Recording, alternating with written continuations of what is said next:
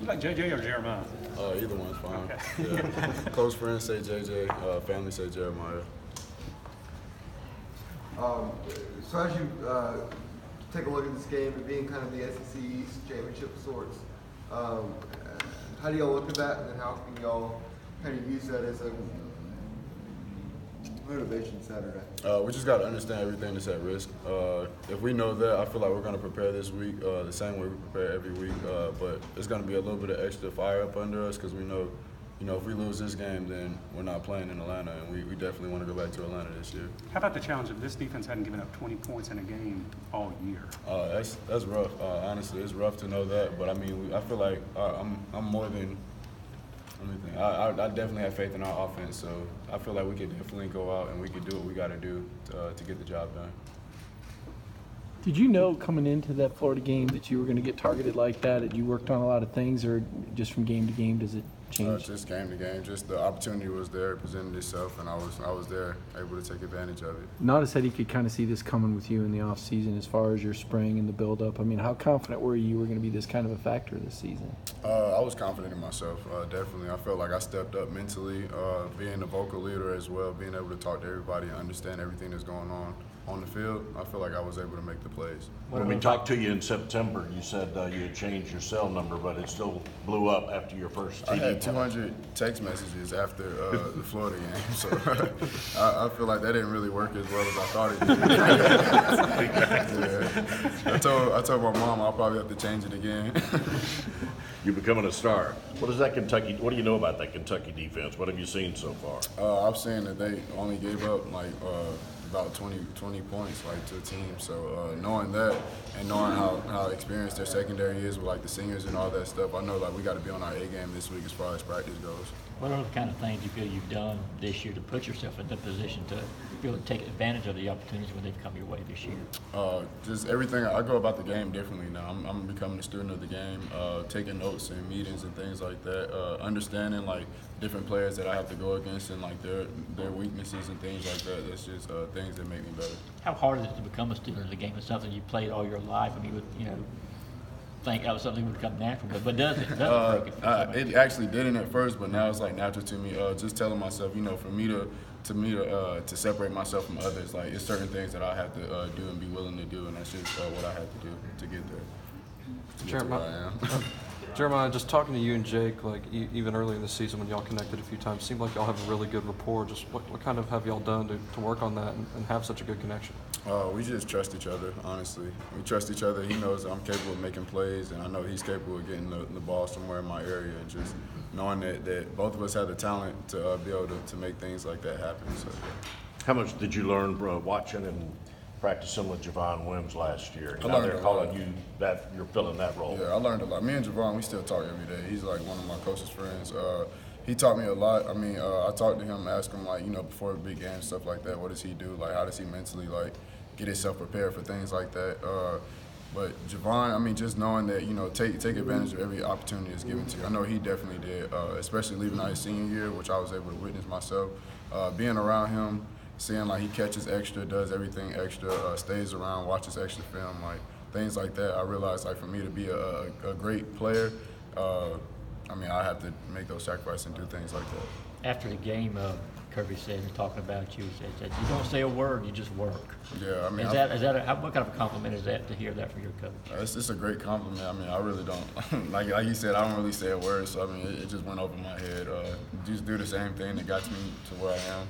That's really all it is to me. You knew coming in that the Auburn game's always big, Florida's always big, LSU was kind of a new trip this year, but a lot of people are saying this is the biggest game in Kentucky's history up in Lexington. Is it kind of wild that here you are on it's going to be a wild atmosphere up there and playing in someone's biggest game ever, is that kind of a wild experience for you? I feel like they're going to give us everything they have, but that's exactly what we expect out of every SEC team, though. It's not really nothing that's wowing me or anything like that. I just feel like two competitors are going to go at it Saturday. Did you see the video of Kirby celebrating in the locker room on Twitter? And I was actually right next to him, so it was. Yeah, Everybody else saw it. It was new to them, but I had already saw it. Sorry, I missed that. What are your thoughts about that when your coach is getting in the middle of it like that? He's still learning how to dance, I guess. But I mean, I'm definitely happy to see him enjoying the atmosphere and enjoying the win. Kentucky What is coach that? Mark Stoops did some body surfing after their win the other day against Missouri. Could you see Kirby ever doing some body surfing in the locker room? No, I haven't seen him doing Could you see him doing I that? don't believe he's that type of guy. What I does hope not. What does that do for the players though when they see their head coach doing like that? Like it just brings everybody up. Just knowing like wins like that, and knowing like he still has faith in the team and stuff like that, and being able to be around us and be around him, seeing him that happy, it gives us a lot of hope. Obviously, y'all won 4 touchdowns, but when y'all have a guy like Rod, that can come through for you in the clutch, how much confidence does that give you? A lot of confidence. I mean, Rod is always dialed in. He's always ready. We know as long as we get to his target goal, which I feel like is anywhere on the field at this point, as long as we get around there, I feel like he can make things happen for us, put points on the board. Your quarterback Fromm was named SEC Offensive Player of the Week for his performance on Saturday. How big was it for him to have that kind of performance after the game he had at LSU? He wasn't really trying to impress anybody. He just came out and the pieces just fell together. We worked really hard in the off season. Well, not off season, but the bye week, the off week, and we just felt like we need to step up as the offense. So everyone on the offense really gave a little extra effort, and it just opened it up. I mean, a lot of people just gonna say what he did wrong, but the offense was not really playing as good as we should have against LSU, and we stepped up this past week. How do you keep the edge when you're such a heavy favorite? I mean, Kentucky's got the whole shock the world thing going, and they beat 2 teams as a double-digit underdog. How do you guys keep the Hunter mentality and the edge when everybody's expecting you to go in there and beat them by 2 touchdowns? I mean, we don't really pay attention to everything outside.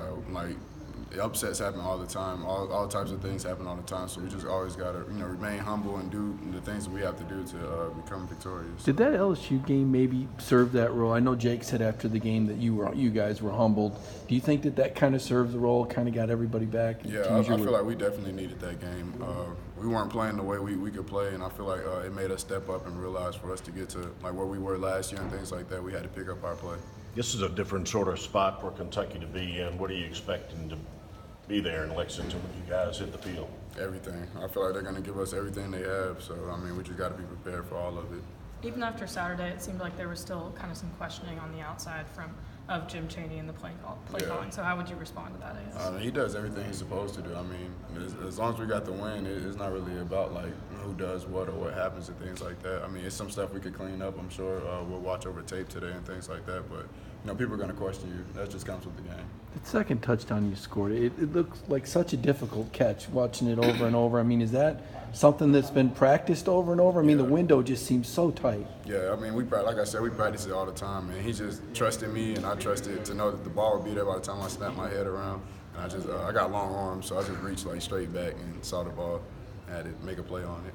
Kirby mentioned the running backs getting credit with dog yards for yards after contact and stuff like that. Do the receivers get in on that at all? Do y'all get any sort of credit?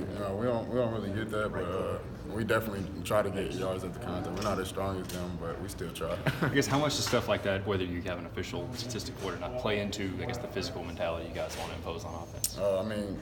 We talk about being physical and all the time. So every time a ball carrier has the ball, all they're thinking about is fight for extra yards, get as much as you can. So knowing that we do that, I just feel like that shows how physical we are. Is there a receiver you grew up following or tried to emulate when you were younger?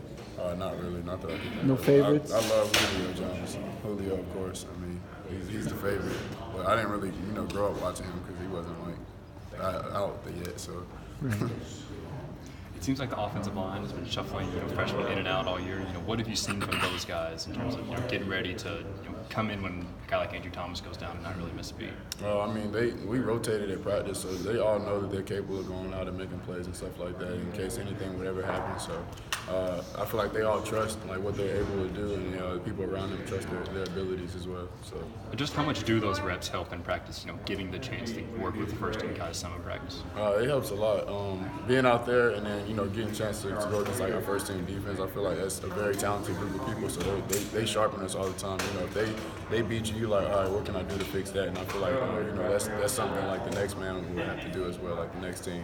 Did anything change at Florida? It seemed like celebration. We just had fun. The joy. Yeah. more than it was. Y'all did that last year, so like you had Yeah, that's a big difference. Last year we were having a lot of fun with everything we were doing. And we told each other, like, we made emphasis on it, like, especially the offense. Like, we were like, you know, no matter what happens, we just got to have fun with everything that's going on out here. So that's really, like, one of the big points of emphasis that we had. Thanks, Jason.